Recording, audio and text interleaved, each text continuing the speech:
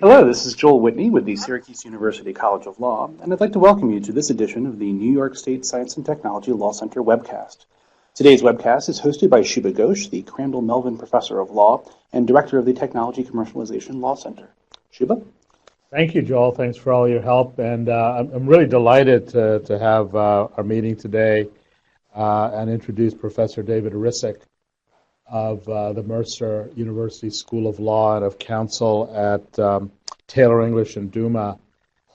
He is one of the leading experts in certainly patent ethics and patent practice and patent litigation. I'm delighted to have him present his paper on Will Patenting Make as Much Sense in the New Regime of Weakened Patent Rights and Shorter Product Life Cycles. And I hope to have a discussion and get questions from the audience as they come in, but this is largely Professor Hricik's show for the next hour or so, and I'll try not to interrupt too much. I do have some questions and thoughts, and so I look forward to engaging as well.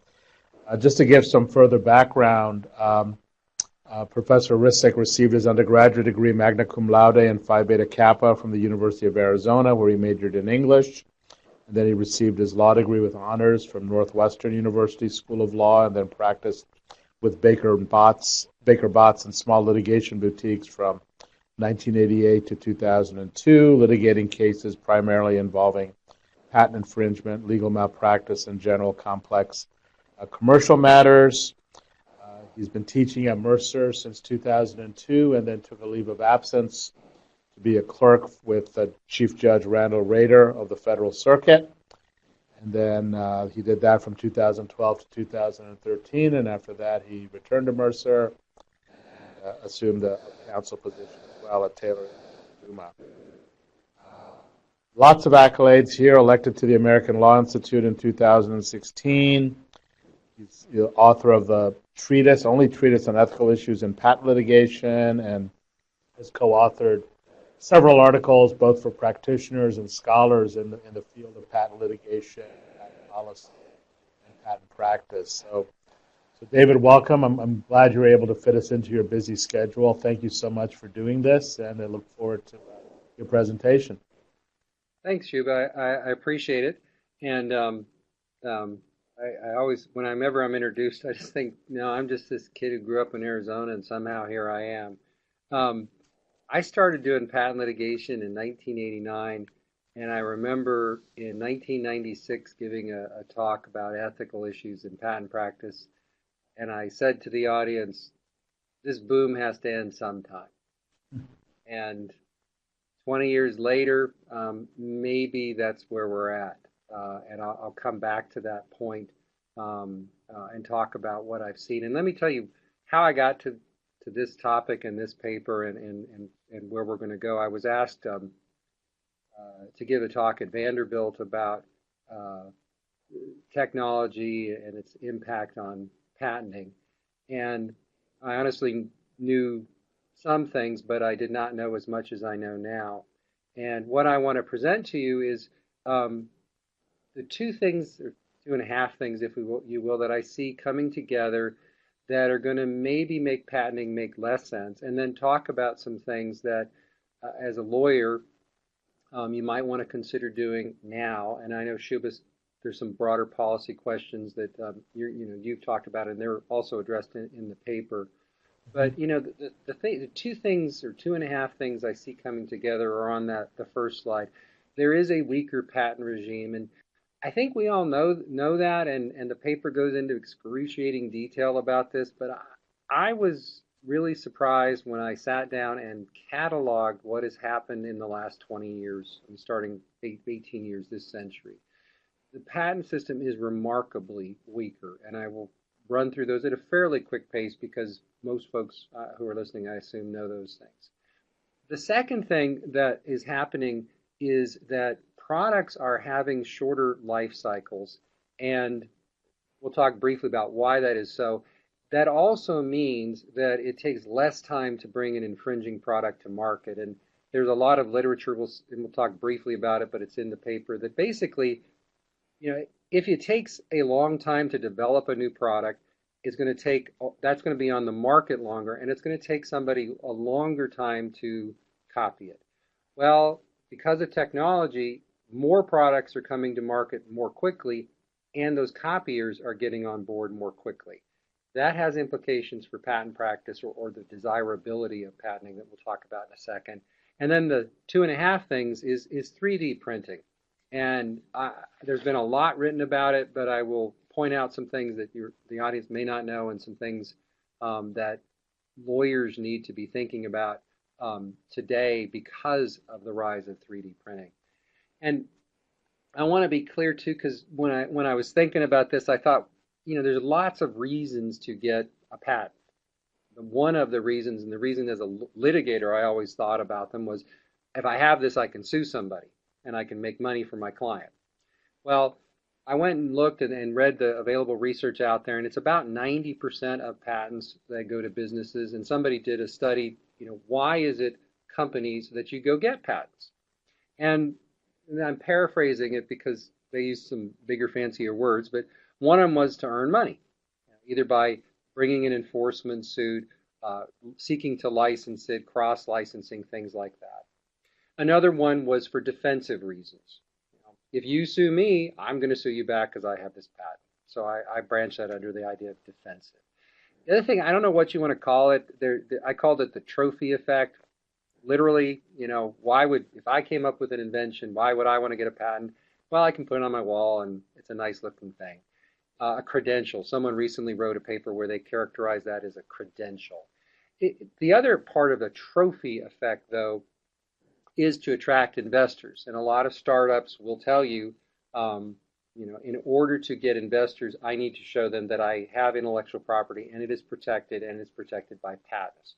So that is what I kind of lumped under this idea of a trophy effect. And then finally, some of them said it's to block competitors. I want to get a patent so I can stop people from making copycat or similar products. So those are the reasons why companies get patents. Now, only one of those is really the focus, right? Even if patents are weak, it might be nice to have one on my wall, even if it's not worth anything. I'm focusing really in on the idea of the first part there, earn revenue, and the second part, block competitors. You may still want to get one to have it on your wall. You may still want to get one as a defensive thing. You may still want to get one because investors will want to see them.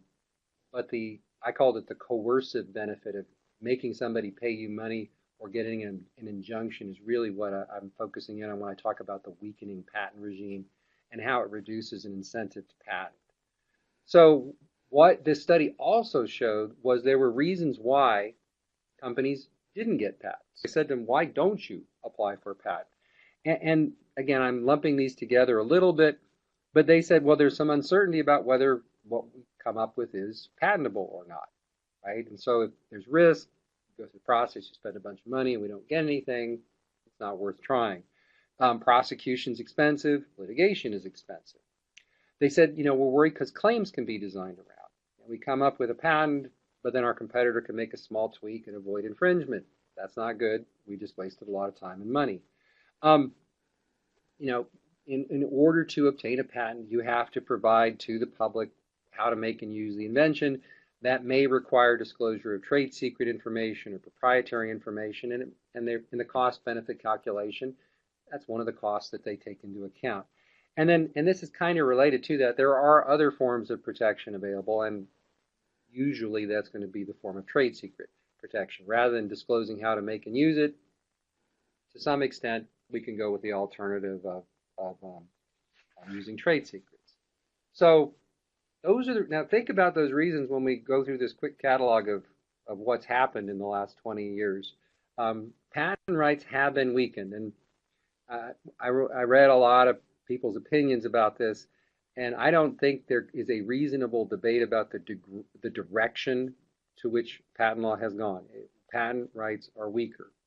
The degree, you could fight about some of that. I don't know if we have enough data, and I'll come back to that point in a little while.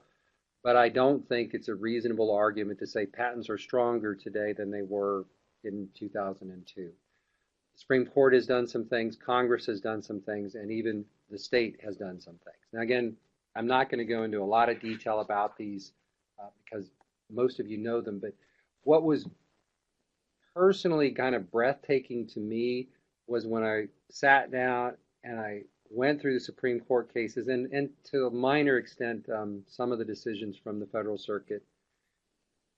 It's like they had a hammer and were trying to beat up patents, and they did it in every way, shape they could every time they had a chance. There were David, some exceptions. Yeah, can I ask a quick question just to give some more background to our audience? yeah. So what is your starting point for making the comparison of weekend? You mentioned 2002, which I can understand. Is it 1982 when the Federal Circuit was started? Was it 1952 when you had the big patent reform after World War II? I mean, certainly they're stronger now than they were 100 years ago, weren't they? Or would you say that have we gone back to the situation before World War II, or are we in just a totally new world, or is it just simply we're back to where we weaken It's an positions? interesting question. Interesting question. I won't get into too many rabbit holes, but I think our Section 101 analysis has now gone back to prior to the way we used to look at what we now call obviousness. Prior to 1952, I think we literally are in 1945 as far as that goes. I haven't thought about that enough. I wouldn't say that apart from Section 101, I think we're back that far in terms of regression. But I think this is how I think of it. I kind of took a baseline of let's look at 1982 and what happened, and I think everybody agrees that when the Federal Circuit was formed till 2002 is the time when I picked because that's when Festo was decided, and that's the first Supreme Court case this century, and that was kind of my demarcation point. I think everybody would agree that the Federal Circuit stabilized patent law and made it better. Then you have a shift that the Supreme Court began in 2002. I don't think that shift has taken us all the way back to pre-1952, but we made a U-turn. We haven't turned all the way back to 1982, but we're heading that direction, I guess is where I would say.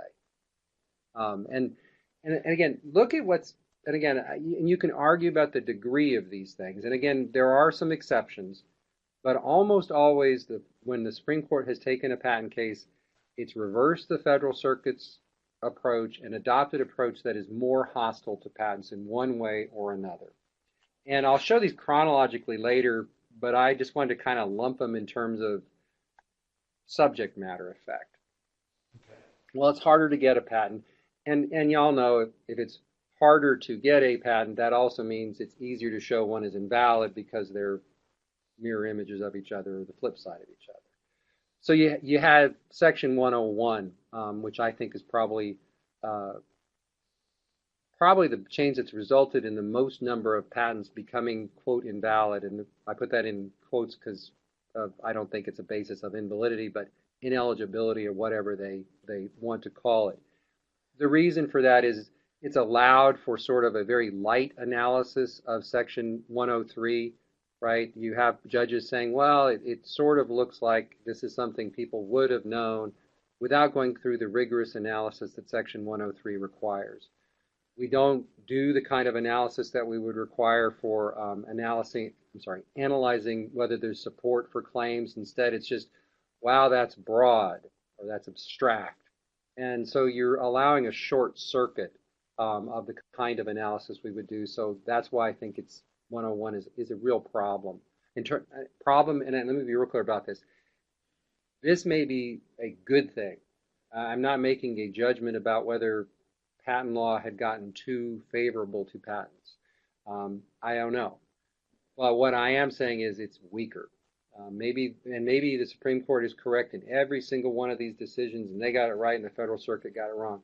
I don't know, but it's the direction that to me is important because as lawyers, we need to be thinking about patenting as an alternative given the weaker situation we're in. The other thing that 101 is allowed, and it amplifies what I just mentioned, is there's no presumption of validity. I remember I was at the court clerking when the second ultramercial decision, I forget where it was, and the court issued an opinion that said there's a presumption of validity and you usually are going to have evidence because that's how this system works. And that got changed later, and we now have a lot of times 101 being decided on 12b6 on the pleadings. Which if you think about it, so the patent office issued it, and it's so clear that a judge can read the patent and decide that it's invalid as a matter of law. That's a kind of a stark change from where we were just a while ago. Business methods have been, found to be abstract. Some of these cases, though, concern me. I mean, the formula to determine the metabolization rate of a man-made drug is a natural phenomenon. And just think about that statement for a second. A method using, this is the Ariosa versus Sequenom case. Mm-hmm. They discovered that pregnant women had free-floating fetal DNA in their blood. Nobody had known it was there before. They realized once you knew that was there, you could use existing technology to get better results than the previous tests. Safer, better, more accurate. Changed how they did those tests. Oh, well, that's a natural phenomenon you're using with conventional methods. So therefore, even though nobody had ever thought of this, people were shocked, changed the way they did the industry. Well, that's not eligible for patenting because you're using something from the human body. That's breathtaking. And I know friends of mine who do biowork and pharma work are like, holy cow. I mean, they were shocked by that case. And when the Federal Circuit didn't take it and grant cert. What happened also to make it harder to get a patent and again easier for it to be invalid? Well, the Supreme Court said the Federal Circuit had said there had to be a teaching, a suggestion, or a motivation in the prior art to give you a reason to put two things together to make the claimed invention. To put it, simple language. Well, the Supreme Court in KSR said, well, common sense is enough. Well, the impact of that, there was a study I found, and it said that patents are 7 times more likely to be found obviousness after KSR than before, which again means it's harder to get one. What I've seen is what examiners will do this drives me nuts. They'll do what they're called single reference 103 rejections. So an examiner will say, here's a prior art patent. Your invention is different than what's in here, but using my common sense, I can come up with your invention. That is really strange. We used to say 102 was it had to be identical. 103 was you had to have 2 pieces of prior art and some kind of reason to combine them. Single reference 103 rejections are now, I don't want to say common, but I've seen more and more conversation about them. And that to me is disturbing, along with, again, the reduction, if you will, in the standard of, or the increase, I guess is a better way of putting it, in the standard of how much inventiveness is required. And again, is this a good decision policy-wise, a bad decision? I don't know, but I do know that it's now harder to get a patent and it's easier to invalidate one. The Nautilus case, it said indefiniteness is easier to establish. I don't know how much, that's impacted it, but we went from if the claim is, unless the claim is insolubly ambiguous, it's okay, to it has to provide reasonable notice. So it's an easier standard to show indefiniteness. So again, it's easier to reject a claim, and easier to show that it is invalid if you did get a patent. Now, what if you get a patent, right? You got a patent. Can I ask one question here before you move on to the infringement? Is that okay? I think we have plenty of time. Yeah. So just to go back to the slide before, I mean, I'm not going to disagree with you that patents in some sense are weaker. I'm just trying to understand a little bit here, and I think other people may have this question as to, is it the Supreme Court that's the problem? Is it the Federal Circuit, or is it the PTO? So, for example, on invalidity, I was kind of surprised when Supreme Court granted cert in Alice, or they granted cert in so many of these 101 cases. But it seemed like if you go back and look at the Alice en banc, it was kind of a mess. I mean, the Federal Circuit almost was trying to invite review by the Supreme Court for whatever reason. And if you go back to Bilski, whatever you say about machine transformation, there obviously, I think what the Federal Circuit was trying to do there was correct some confusion in the USPTO about is it a European-style standard for technical art, or is there a distinctly American standard, a U.S. standard? So what would you say a little bit about that? I mean, so for example, take another example with the non-obviousness and the teach, suggest, motivate. I think one of the criticisms of teach, suggest, motivate, was there are a lot of patents that were rolled out that seemed they put the burden in the wrong place in terms of showing who had to show the teach, suggest, or motivate. In other words, that if it didn't teach, suggest, or motivate, that then became the basis for showing that it would be non-obvious. It seemed like a very, I don't know what the right word is, just kind of a case that was too knife edge in some ways. Yeah, and to go back, first of all, I was there when Alice issued, and I can't say a lot about it except I don't think they were trying to invite cert. Without revealing what I know. As somebody who sat down and tried to figure out what the Supreme Court cases meant and spent a significant part of a lot of my life reading and rereading all of the Supreme Court 101 cases. Yeah. I think I could say the Supreme Court had made such a mess of it that there was no way for the Federal Circuit to have an answer.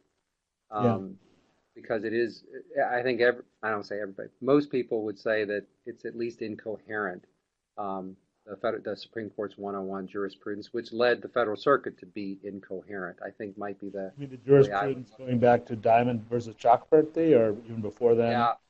No, even before that, there was a case oh good Lord, it actually was discussed in the hearings about why they got rid of 101 as I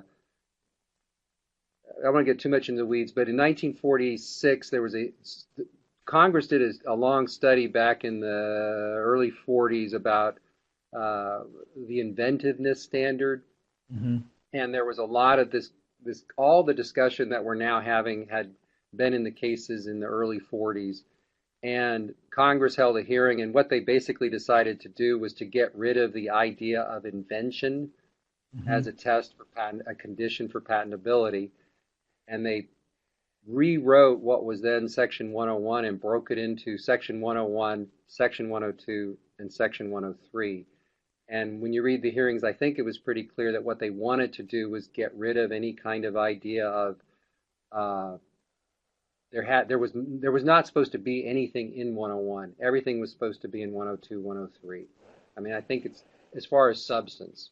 If you read 101, it says you may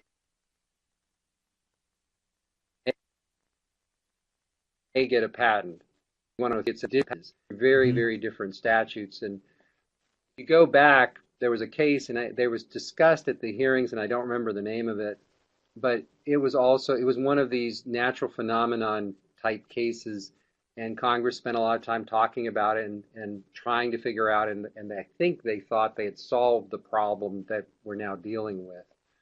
But your question of did the PTO, I'm sorry, the Federal Circuit and the PTO make 101 too small of a bar, so we had a bunch of abstract, broad patents come through? I have no doubt about it. I've seen them. I've probably represented patent owners who had them at some point. Is that a problem that we can address by using 112 and 103? Absolutely. That, to me, is the solution there. It's not doing what we have done, which is to unmoor patent law from the rigorous kind of analysis that we normally would do under 102 and 103 and throw it into, it looks broad to me, or it looks like it's conventional to me, and letting a judge decide that based on the pleadings, or by reading the patent. You're right with 103. Maybe the bar was too low with TSM, requiring that. But what I hear practitioners telling me is they'll get a rejection from an examiner, and he says, well, he didn't say it quite this way. In my opinion, it's obvious.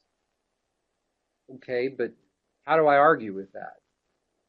I mean, the idea is that the examiner is supposed to establish a prima facie case of obviousness that would then create the obligation to come forward with secondary consideration evidence and whatnot. But if the examiner can just say, based on a single reference, I would have figured it out, how do I argue with that? That's without pointing to objective things like prior art. So it's, the pendulum has gone the other direction. Was it too far? I don't know. Is there a better solution than what we have? Probably, and we'll probably get there someday. Yeah, I mean, the hard issue there, I mean, one of the parts of that is the examiner is now standing in for the FACETA. The examiner is saying, the examiner is essentially saying, I'm the FACETA, and therefore it's obvious to me, which is not the right way. Yeah, and examiners get paid based on counts, and if the examiner can reject it, they earn their count, and that helps them move onward. So there's a lot of things about the way things are now which I wouldn't say we've moved. I don't know if we've gotten better. We moved sideways in terms of things. You know what I mean? It's easier to show obviousness. Maybe it needed to be easier, but it created other problems that maybe could be avoided through some other changes. Yeah, I think later on in your slides, I'm sorry to interrupt, but later on in your slides, you'll talk about some of the cures, and one of them certainly is in terms of the administrative deference or review of what the USPTO does. I mean, that's certainly something that's coming under scrutiny. Yeah, and there are things that we could possibly do in other areas, like for example, should the presumption of validity be so strong, clear and convincing evidence and so forth. I mean, there are things you could do that would help to eliminate bad patents without giving kind of free rein and making it very unpredictable. I mean, my understanding from talking to certain practitioners is, and then again, one of the reasons why people don't get patents is, I don't know if I'm going to be able to get a patent. I have this revolutionary new way of solving a huge health problem that involves something I've discovered about the human body, and it's so wonderful that you can use existing conventional technology. I'll use a silly example, and I'm a bad example because I don't have any hair. But what if somebody found out that, if you pull a piece of human hair and you hold it at the right light and you dip it in water for an hour, you can predict with 100% certainty whether that person will get cancer. Well, hair is a natural product, water is natural, and you're using a conventional method. They could change the world and save lives and get nothing because it's easy to do. On the other hand, if they come up with a really expensive, complicated way, right? You have to invent a new machine to look at the piece of hair, and you have to invent a new chemical that's never been used before to figure out whether now you can get a patent because it's really hard and complicated. But if it's simple and elegant and cheap, nope, I'm not going to give you one. That just to me is crazy, but that's where our system seems to be headed. And I can understand why if I'm somebody applying for a patent, I'd back off from that. Which, again, that's bad. I want people to cure cancer. Do I want people to have patents that say we claim cures for cancer so nobody can cure cancer? No. There's a real balance issue here, and I think, again, my point is we went one way. We are definitely heading away from patenting. I guess the more complicated technology might create more jobs. I mean, if you have more steps, I mean, if you're viewing it from a pure economic utilitarian perspective in terms of what the spin-offs might be, I mean, that dynamic is here, I mean, especially in this day and age. Yeah, and I agree with you, and I think there's some real big policy issues, but should it be my old court, the Federal Circuit, or the Supreme Court? Or should it be Congress making these decisions about 101 and what it means, for example? And there's a lot of very difficult issues that I don't think the federal courts are necessarily best equipped to decide. That's a broader issue too. So let me talk about infringement, because this is another one where, again, going back, and this was I started with FESTA because it was 2002, and that was kind of my starting point here, but prosecution history estoppel is easier to find and is harder to overcome after Festo. So again, remember, one of the reasons why businesses don't get patents is they're worried about designing around claims. Well, Festo made it easier to avoid infringement under the doctrine of equivalence, so guess what? You're going to have problems with getting infringement. This is, you could argue this is neutral, right? The Supreme Court said that sometimes some parts of claim construction involve factual issues, and if so, the Federal Circuit should defer to the fact findings in that context. So you could just say, well, that's neutral. It's not anti-patent. If you look at it from the perspective of the Federal Circuit is pro-patent, this diffuses their power, right? It takes away power to some extent from that court to decide what a claim means and gives it to a district judge who may not be as pro-patent. But it's sort of neutral in one sense. But that means that it might be to that extent harder. There were two cases where the Supreme Court addressed when is it that overseas activities can constitute infringement of a U.S. patent. In both cases, the Federal Circuit had given an expansive view of infringement conducted overseas.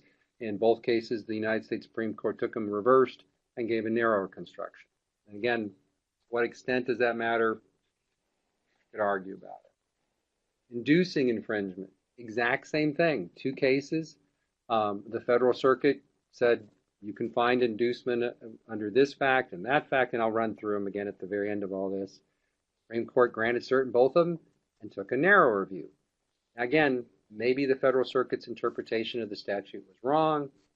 I don't know. Maybe the Supreme Court's policy view is better. I don't know.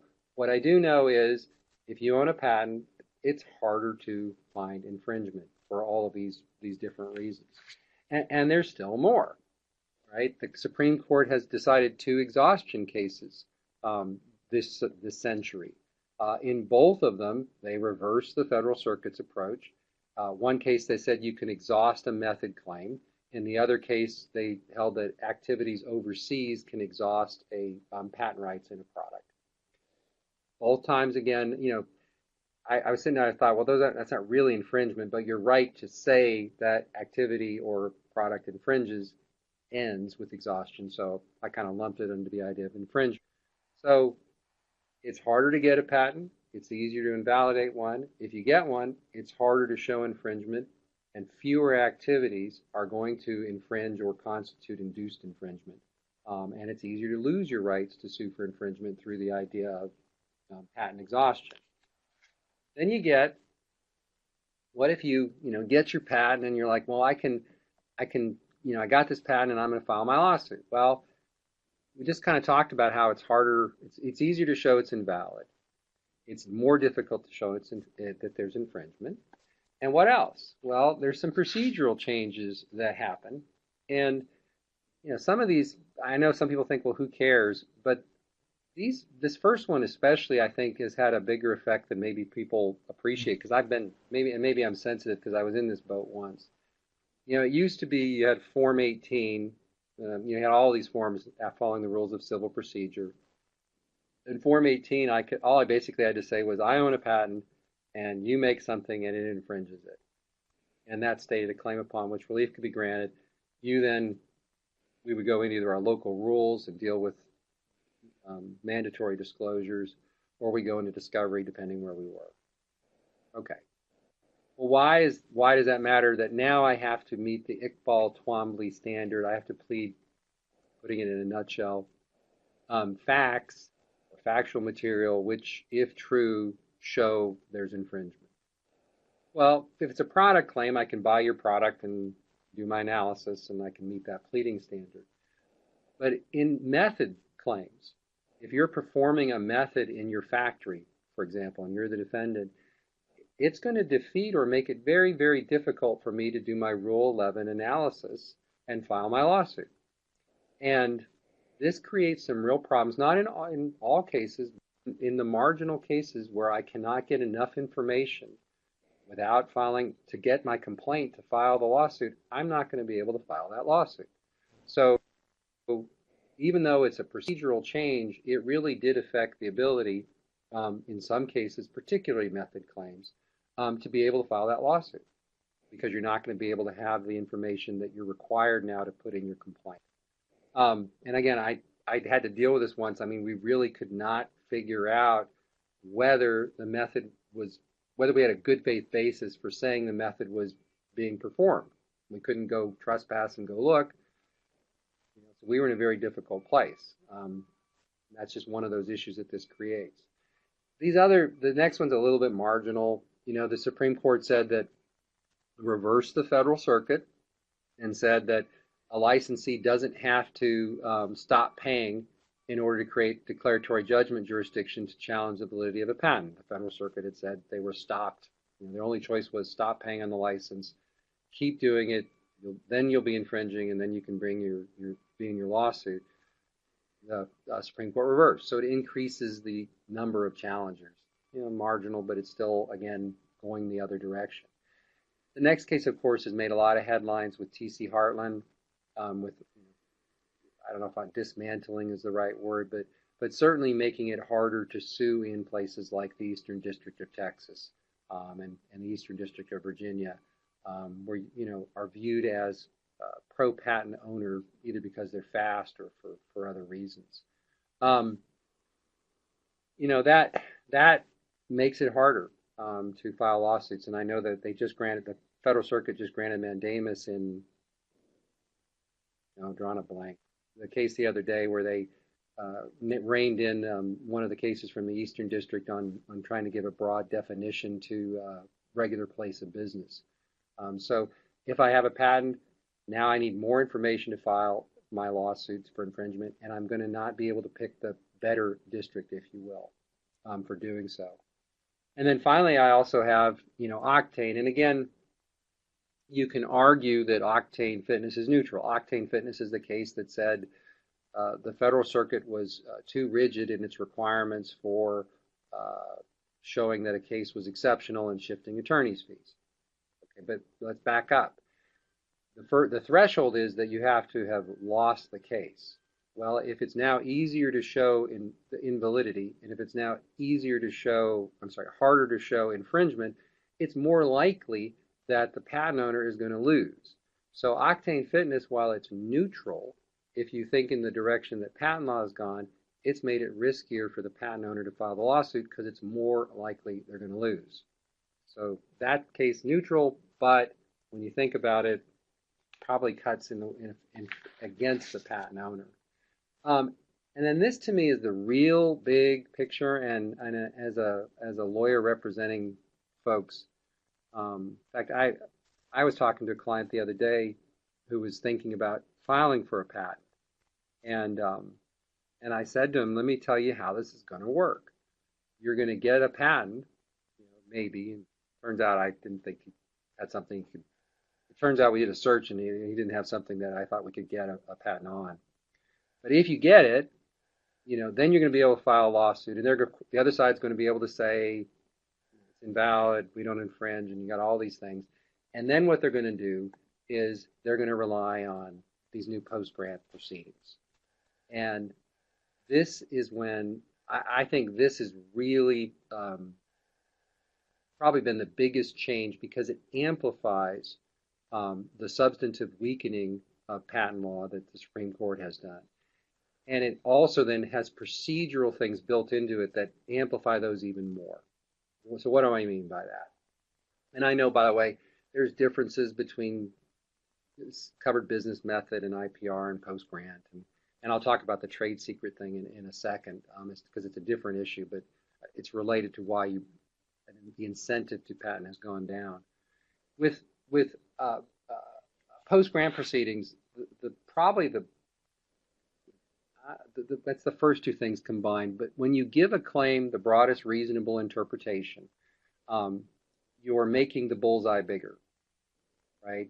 In litigation, the prior art is going to have to meet a smaller circle. It's going to have to fill, I don't know how my camera's over here. Here's my claim in litigation. It's this big. You better have prior art that's inside of that, or it's not anticipated, or it's not obvious. If we go to BRI, the target's bigger.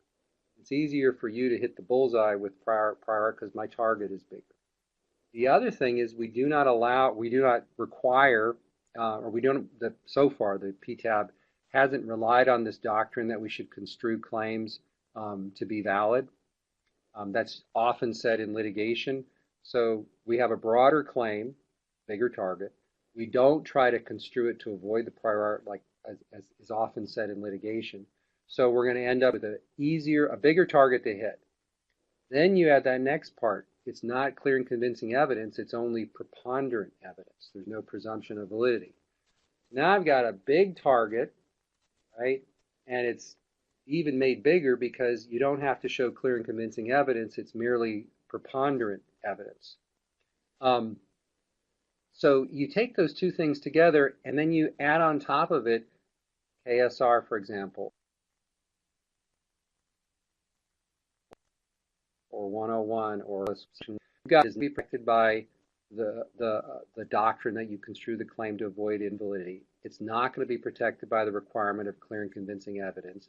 And it's going to be subjected to weaker standards for invalidity. In other words, a patent that issued in 2005 will be judged now under KSR, which I think came out in 2006 or 7. So this is a huge shift. The fact that, and I know this is changing, the fact that the PTAB has made it harder to substitute claims, say, hey, look, that one's might not be valid. Let me narrow it down. That means my patent is in jeopardy. So now back up. I'm going to sue you. You're immediately going to say, no, we're going to throw this into IPR. Then what's going to happen is it's more likely my claim is going to be read in a way that's going to find it to be invalid. And we're not going to require clear and convincing evidence. And I'm not going to be able to fix it because I'm not likely going to be able to substitute claims. And then finally, the real gotcha is the last part, staying litigation. What is going to happen? The protections of clear and convincing evidence, the protections of reading the claim to avoid the prior art are gone because my litigation is going to be stayed and the PTAB is going to decide whether this patent is valid or, well, whether it was patentable or not. They don't decide validity. And then there's a study in the paper that shows that the Federal Circuit is much more likely to defer to a PTAB finding of unpatentability than it is to a district judge or a jury saying invalidity. So if you really look at where we are, we have weaker patent protection, and then we have it taken the protections of claim interpretation from the rule that you try to avoid invalidity, and the protection of the presumption of validity through clear and convincing evidence are effectively gone. They are effectively taken away through PTAB. And obviously, again, on top of all that, it's cheap, right? I think they're running, what, $250,000, I think is what I've seen for a PTAB proceeding. The good news, by the way, is the cost of litigation, patent litigation, has gone down. Why? Because these cases go away because the patents are found invalid on PTAB proceedings. So the AIPLA actually said that patent costs have come down a little bit, which I guess is good. David, what's your experience with settlements in the IPRs? I mean, another way that these things could go away is if the parties settle at that phase. And you do see, not that much, but you do see, double-digit percentage of cases settling. It's not like 50% would settle like you might predict in civil litigation. You do see. Yeah, and it'd be a value to talk. Yeah,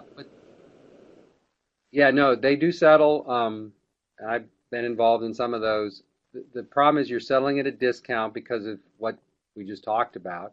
The other thing, though, is I think there's a case in front of the Federal Circuit now about this, but the way the statute is written, the USPTO can carry on. And so settlement doesn't necessarily mean that the proceeding will end, no matter what the parties want. And I think even the PTO can intervene in ongoing litigation about the patent. So you're right.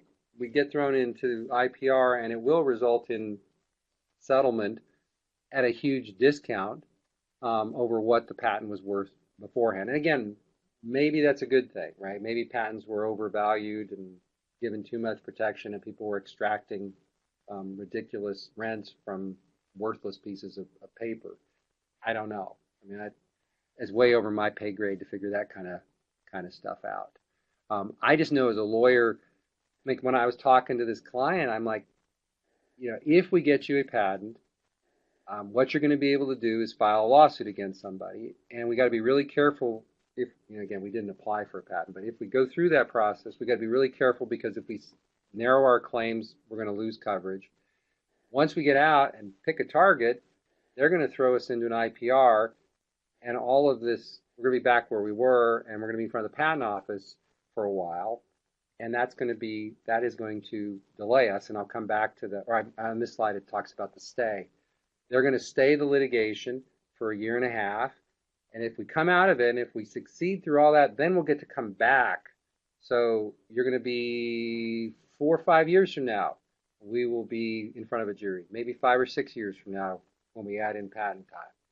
And that's a pretty stark conversation to have with somebody who's thinking about spending $10,000, $15,000, $20,000 to get this property, quote, property right that they want. You may have mentioned this. There's another slide. There's also the eBay case. I think it's in the paper, obviously, but the eBay difficulty of getting preliminary and permanent injunctive. Yeah, and the state stuff, there's these anti-troll states things, and they're not, if you're sending frivolous letters to people, you should pay money. But they are another way that patents have become riskier to own, riskier to enforce. But if you're writing a bad faith letter, shame on you. But they are out there. So where are we, right? They made the substantive law. Supreme Court has, and again, I don't know if they're right or wrong, but it is certainly more difficult to get a patent, easier to show one is invalid. That next paragraph to me is just what is often overlooked. Because litigation is stayed, you're going to end up in the PTAB. You're going to be looking at this weaker law from KSR and Nautilus and those cases. Weaker law, a broader claim without the presumption of validity. So that's where you're back to. So I don't know, again, if we're back to 46 or not. If you lose, right, which is more likely now, it's easier for the other side to say, well, pay us our money. We spent $500,000 defending this. Pay us, because your patent is invalid, ineligible, wasn't infringed. What if you win? This gets to your point. All right, we won. eBay. I went back and read. I'm probably like you. I read eBay 20 times in my life, but I hadn't read it in 5 years. And I went reread it the other day, and it really doesn't say how it's being interpreted. I wish they had just said, look, a patent is a property right, and so the general rule is that you will get an injunction, but that's just kind of a starting point. The language they used was unfortunate, and what is more unfortunate is the way it's been interpreted. In the paper, I went and looked at studies about what's happened to injunctive relief, and courts are more often denying injunctive relief, particularly to non-practicing entities. I don't remember the statistics that I found, from the studies off the top of my head, but that's remarkable. And again, one of the reasons why businesses get patents is to block. Well, if I'm talking to my client, I got to say that's not going to happen. If you're not making this product or a product like it, you're not going to be able to block it because non-practicing entity. Even if you are, the courts are sort of saying that's not the normal rule. And again, I thought it was amusing. I went and Googled. I searched for the word, right to exclude and things like that in Supreme Court cases. And, they say it all the time. A patent gives you the right to exclude. Well, no, it gives you the right to sue for money damages and to possibly, under certain circumstances, get an injunction. That's a big shift. And the leverage that you would have had back in the day is weakened because of this change. It's also weakened because patent protection it's easier to show invalidity. It's weakened because it's harder to show infringement, and it's weakened because of the PTAB proceeding. So the idea that it's the right to exclude is more of an illusory part of this. It is a right to, maybe 5 or 6 years after you get a patent, to, if you are lucky, argue you should be able to exclude somebody from competing. These other cases, I don't know how much, Apple versus Samsung was the design patent case, and design patents. And I threw in, and you'd ask me, how much is this the Federal Circuit? The Unilock decision, where the Federal Circuit said this 25% rule is crazy for what portion of profits should be awarded to the patent owner. That made a big change because it got rid of this silly idea. But look at that overall. You've got the equitable relief is less likely to be granted, despite what I think eBay really said. The Federal Circuit made reasonable royalty damages harder to get. It's always hard to get lost profits. It always has been, because of the need to show causation. And so even if you succeed, you're not going to get as much as you would have a few years ago. Now, there are some changes, right? Octane did make fee shifting easier, so if you do prevail, you're more likely to get the other side's fees, or get them to pay your fees. Halo made it easier to show willful infringement. The Federal Circuit had made, the Supreme Court doesn't like rigid rules. The Federal Circuit had a big rigid rule, and so they said, no, it's easier to show willful infringement. So if you win and if you show willfulness, then you're going to get, more likely you'll get enhanced damages. And then, I don't know how much this would matter, but the SCA hygiene case, the Federal Circuit had said latches can sometimes bar damages even within the 6-year period. And the Supreme Court said, no, latches doesn't apply. So at those marginal kind of cases, you're going to get some more money. So there is a little bit more additional reward there from changes by the Supreme Court. But this, and all this is a little bit of repeating what that is, but just to lay them out with the names of the cases and the timeline. With some exceptions, we have marched away from stronger patent protection, whether it means harder to prove infringement, harder to obtain an injunction, easier to show invalidity. We moved, or easier to show ineligibility, I guess is the right way to put that. It's all gone one direction, with some cases on the headed the other direction. And again, I'm not suggesting this is some deliberate plan by the Supreme Court. For all I know, every one of their cases was correctly decided. No idea. And for the purposes of this paper, I don't really care. To be honest with you, that wasn't my goal. So what, right? Does any of this matter? Part of the problem is some of these cases are brand new, so we don't know. But some of these happened a long time ago. And when you look at the data, and there were a couple articles written last year, Mark Lemley wrote one, and I forget the other fellow's name who wrote the other. I mean, there were several, but Mark's is probably the most famous. They looked and they said, well, look, the number of patent applications, we had a recession and it went down, but otherwise, more or less a straight line up. Number of patent suits, went up. And Mark wrote, and a really good article. He said the patent system was surprisingly resilient. That's his phrase. With all this stuff, you would have thought bad things would have happened. Some other people said that these are only minor changes to patent law. I don't know if I'd agree with that, but there's debate about it. This was last year, 2015. So I went and looked at the study that Mark had looked at, and what had happened was they said, wow, things have changed. So he looked at the 2015 study. I looked at a study a year later, and I think isn't there just one big accounting company now because they've all merged together?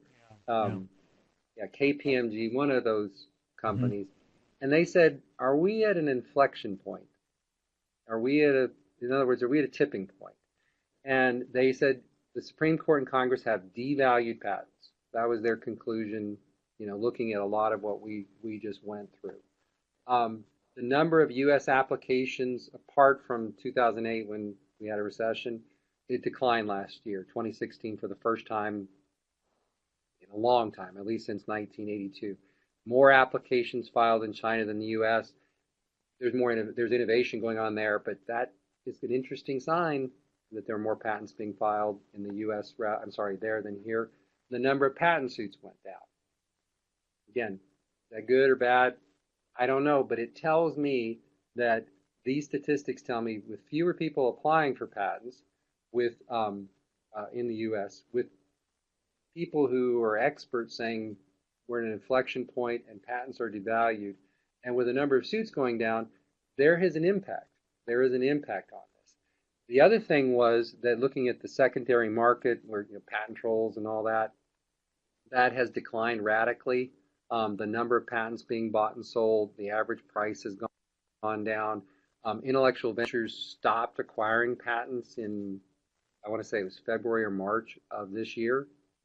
Right, so here you have a big company, sophisticated, making lots of money off of buying patents and using them, says these aren't worth it anymore.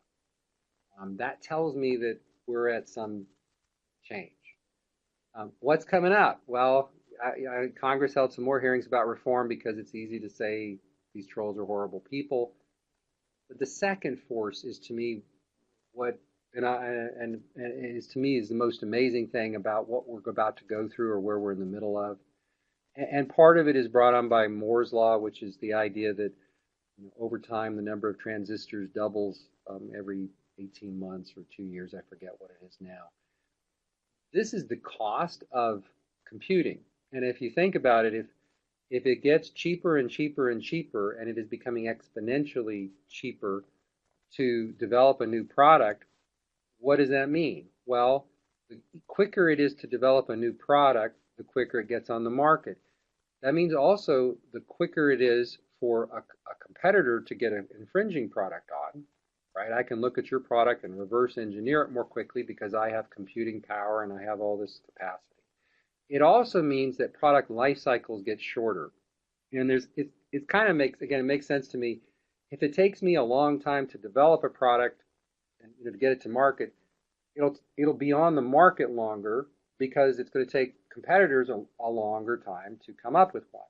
And there's an example that let me give you the example, and then it's not going to be subject to all this, but drugs, right? You can't just market a new cure for something tomorrow. You've got to go through an FDA approval process and all of that. But as far as the technology goes, it is easier now for that accused infringer to look at the drug, figure out what it is, reverse engineer it, and make the competing product. There's still regulatory barriers. But technology allows these people to come on board more quickly. So products are going to come on more quickly. They're going to disappear more quickly.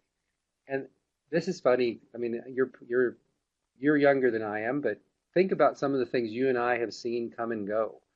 I mean, 20 years ago, DVDs were like the hot new cool thing, right? Now, I think I bought a DVD last year, but otherwise I push a button and it comes down from the cloud.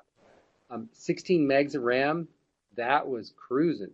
I mean, if you had 16 megs of RAM in your laptop, you were flying high. Rewritable CDs. I actually still have a box of them at home. That was the hot new technology. Look at the average time for a U.S. citizen was 30 minutes a month on the internet. 30 minutes, every 30 minutes might be the average now, especially from people like my daughter. Things are changing so fast, and one of the things about Moore's law is that we can't appreciate, as human beings, we can't appreciate how fast this change is occurring around us. But look at this. Patents. How long does it take you to get a patent? Now, it's gotten down, but it's still 2 years. So think about it. If the amount of time it takes to get a product to market is going down, if the amount of time that it will remain on the market is going down, and it takes you 2 years to get a patent, there's a point at which it becomes uneconomical to get a patent because you're not going to be able to sue anybody with it because their products will have come and gone and your products will have come and gone. There's nothing to enjoin for that reason as well. Now, there's some gray because you will have written your claims to try to capture follow-ons, but this whole process is going to happen very, very quickly. The other thing about it is, so I get my patent after 2 years, what's going to happen? You're going to throw it in PTAB. It's going to be, by the time we go there, get it back, we got 18 months that have gone by. So now we're talking 4 years by the time I'm actually in court trying to get my money damages. Now, I'll be able to go back 6 years, but more and more products will be gone during that time. This injunctive relief and the value of looking backwards for damages is going to become shorter and shorter. The final point about all this is 3D printing, and I know a lot of people have written about this, but this just to me was an amazing, also because you can buy them at Lowe's. You can now buy something, and because of Moore's law, with the capacity for computing, with bandwidth increasing so much, you can get a file to make almost anything. And then think about this: if everybody in America can buy a 3D printer and make the new widget that I have now patented, how am I going to spot that? How am I going to get those, realize that that is being done? And here's the ad from Lowe's. I think it was like $600. You buy the 3D printer, and then you can buy different filaments, and you make something. These are plastic. There are things you can make 3D printers, and you get a CAD file. You can make toys, phone cases, guns, guitars. I don't know about the strings. Scary things to me were helicopter parts. Luckily, those are regulated. You can fit perfectly fitting clothes and things like that, belts, things like that. Their biological 3D printing is coming soon. I mean, people are going to be able to print things that are infringing at a push of a button all over the place without you knowing it. And by the way, I have not registered the trademark for CADster, but there's going to be, and there already are, sites that share files to make things. Anything. I mean, you go look and it's amazing the kinds of things that you can see. Now, some folks have said, I like that Tim Holbrook and forget Osborne's first name. They said patent system's dead. 3D printing is going to kill the patent system because why will I get a patent if everybody's going to be able to infringe it and I'm not going to be able to detect it, right? Lemley said nobody's going to have any jobs, but there's going to be lots of innovation, right? In other words, there's going to be this creative economy, but we're not going to be having patents. Instead, there's just going to be all this innovation making all these really cool products using 3D printing. Well, if I'm a patent owner, and just, again, these come to my short-term things, and I'll get to my kind of recommendations here in a minute, but who can I sue? Well, inducement requires specific intent to induce a third party to infringe, not going to be the distributor of the file, not going to be the 3D print maker. Contributory infringement requires that the device have no substantial infringing uses. The distributor of the file, they provide all kinds of files that don't infringe patents. The 3D printer, you can make flowers for your mom on it. Direct infringement. Well, the consumer, the person who makes the product, they infringe. So just like the music industry, you can go sue them. Tim Holbrook and Professor Osborne argued the CAD file infringes. I don't get that. They argued the CAD file distributor is selling the invention, and I just don't get that because the file isn't the claimed invention. And here's what I think will happen when people make these arguments.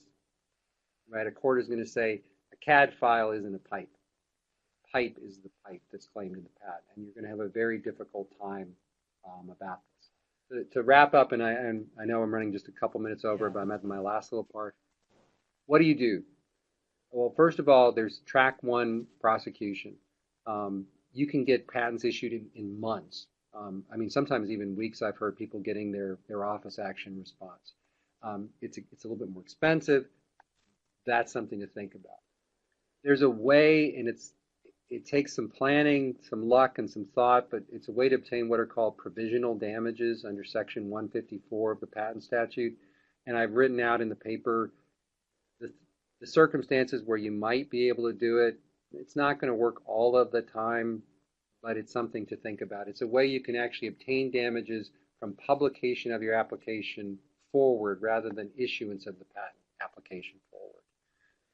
Think about drafting product claims to cover things that are in 3D printed forms.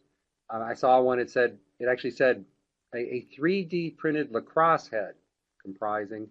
So, include these claims. Again, you're only going to get the person who printed it with the 3D printer, but you'll be sure that you've got that covered.